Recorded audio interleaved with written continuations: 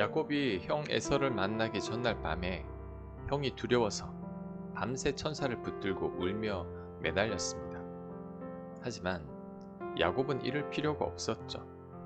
왜냐하면 하나님께서 야곱에게 고향으로 돌아가라고 하셨을 때에는 이미 야곱의 안전을 보장하셨기 때문입니다. 그렇다면 야곱은 믿고 가기만 하면 됩니다. 그런데 야곱은 하나님의 말씀을 믿지 못해서 천사를 붙들고 애원한 것입니다. 하지만 하나님은 이런 야곱의 믿음 없음을 나무라지 않으시고 그의 간구를 들어주셨습니다. 그리고 이때 하나님과 겨루어 이겼다는 이스라엘이라는 별명도 지어주셨습니다.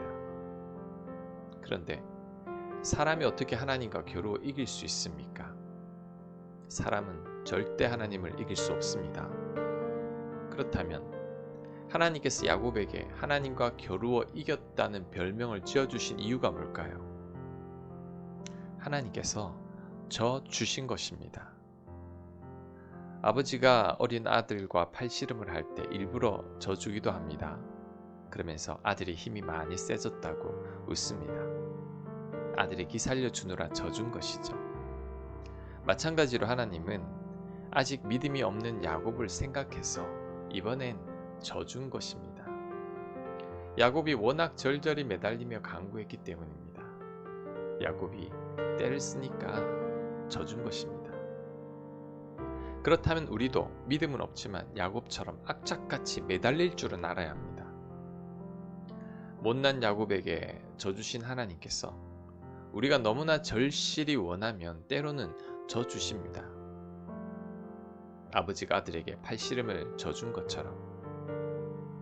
하지만 문제는 야곱처럼 하나님을 간절히 찾는 자가 없다는 것입니다. 하나님에 대한 애착과 애살이 없습니다.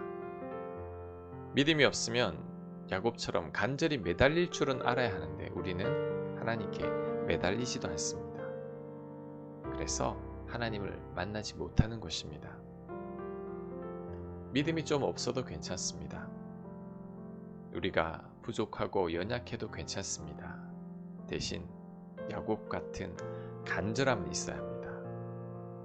야곱처럼 하나님을 붙들고 늘어질 줄 알아야 합니다. 이런 자들이 하나님을 만납니다. 이런 과정을 통해서 믿음도 생길 것입니다. 아멘.